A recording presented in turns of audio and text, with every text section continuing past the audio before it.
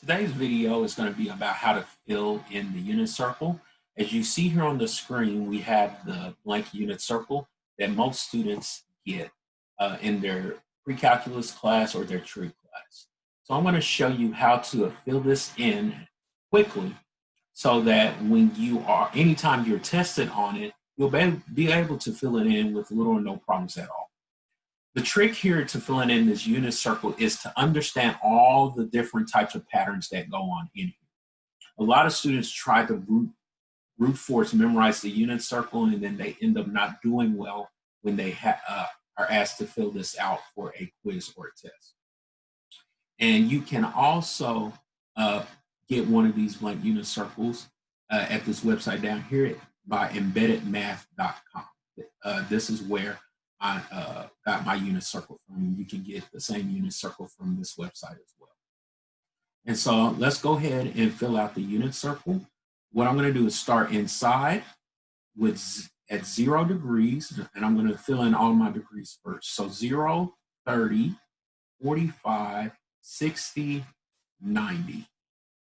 And the pattern from 0 is 30, 15, 15, 30.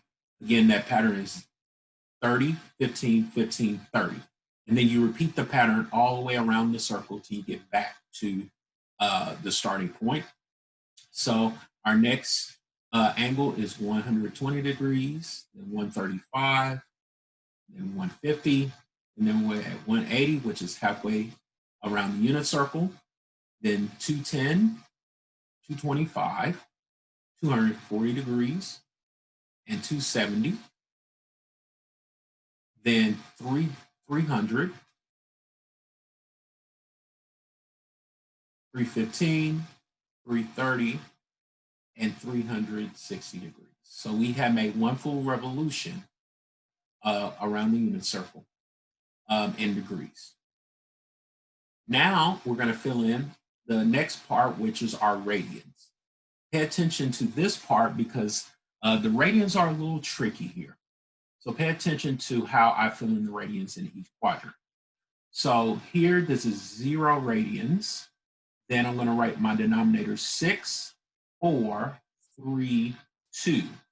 And in quadrant 1, all my numerators are pi.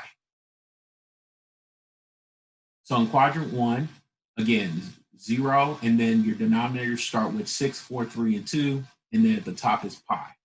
And then I'm going to repeat the process. I already got 2 here, so 3, 4, 6, and then pi is here. And then I'm going to write 2 pi here, 3 pi here, 5 pi here. And if you notice, these numbers in the numerator are one less than that of your denominator. So for example, your denominator is 6, so this would be 5 pi. Here, my denominator is 4. My numerator is 3 pi. My denominator is 3 here. My numerator is 2 pi here. And then pi is halfway around the unit circle. So I'm going to repeat the process again. But again, notice how I'm reflecting 6, 4, 3, 2. And this would be 7 pi over 6, 5 pi over 4, 4 pi over 3, and then 3 pi over 2. And quadrant 3, if you look at your denominators, 6, 4, 3, 2, your numerator is 1 more. So if this is a 6 in quadrant 3, that would be 7 pi. Your denominator is 4. In quadrant 3, your numerator will be 5 pi. Denominator is 3 here. Numerator is 4 pi. And then if your denominator is 2, it's 3 pi here. And then finally, we come back around with denominators of 3, 4, 6 again. And then this would be 5 pi over 3. This would be 7 pi over 4. And this is 11 pi over 6 and 2 pi up here. So if this is 2 pi, these numbers in my numerator are 1 less than twice the denominator. Again, my numerator is 1 less than twice my denominator. So in quadrant 4, if this is my denominator is a 6, my numerator is 11 pi. If my denominator is a 4, my numerator is 7 pi. Here, if my denominator is 3, my numerator is 5 pi. So those are all the radians. Next, we're going to fill in our coordinates. Okay, so I always start with this over here, 1, 0, and then come over here, reflect. This is -1, 0. And then here, this will be 0, 1. And down here, this will be 0, -1. So that takes care of the axes here. For the rest of these, what I want to do is go around and put 2's in all my denominators here. And then I'm going to start here by writing a 3, a 2, and a 1, and then 3, 2, 1 here. And then all of my 3's and 2's get square roots. My 1's don't get square roots because square root of 1 is 1. So I have just filled out quadrant 1 with all the degrees, angles, degrees, radians, and coordinates. And all I'm going to do is repeat the same thing, just like I did here. Okay? 3, 2, 1, 3, 2, 1, square roots over 3's and 2's.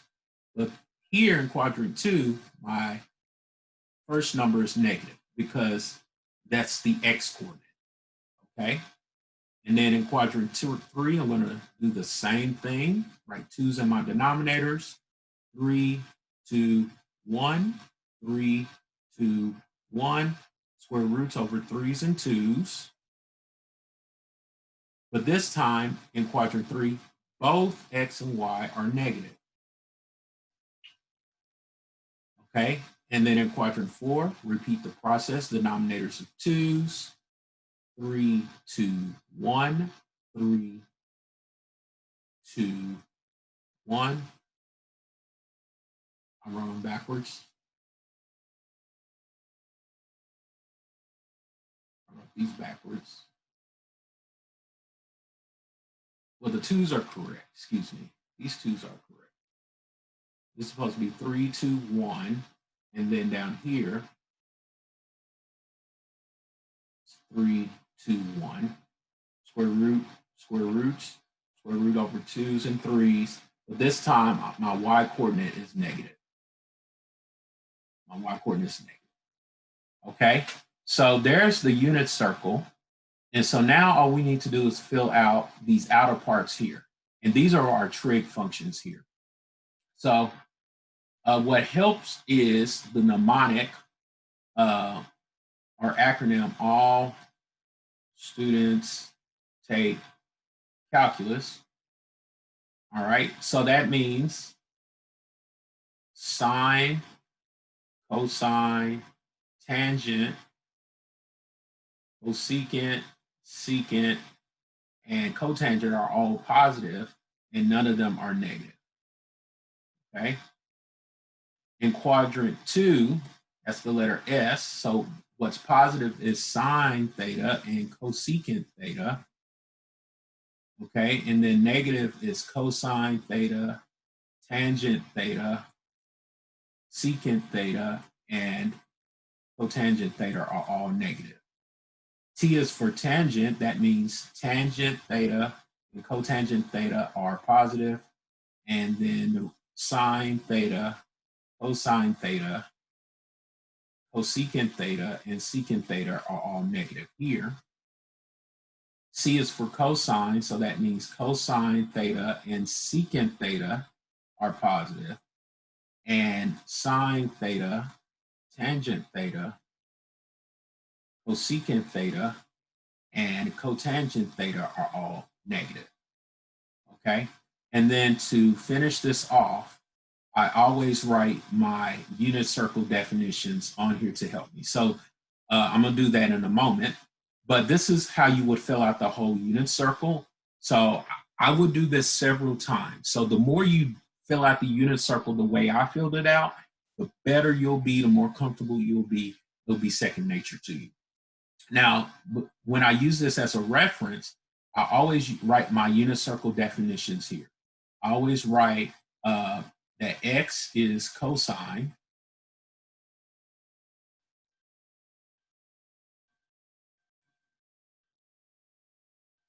X is cosine of theta, y is sine of theta, and tangent is y over x. So if I know those three, I automatically know the other three because the other three are just reciprocals of each other. So, for example, secant theta would be 1 over x, and cosecant theta would be 1 over y, and cotangent theta would be x over y. You can actually remember those by just, of course, taking reciprocals of these relationships. So once you take the reciprocal of both sides, you'll get the other three as well. So this concludes the video on how to fill in the unit circle. Go and practice doing the unit circle. And I challenge you to see if you can fill it in under 5 minutes. If you have any questions, comments, or concerns, please feel free to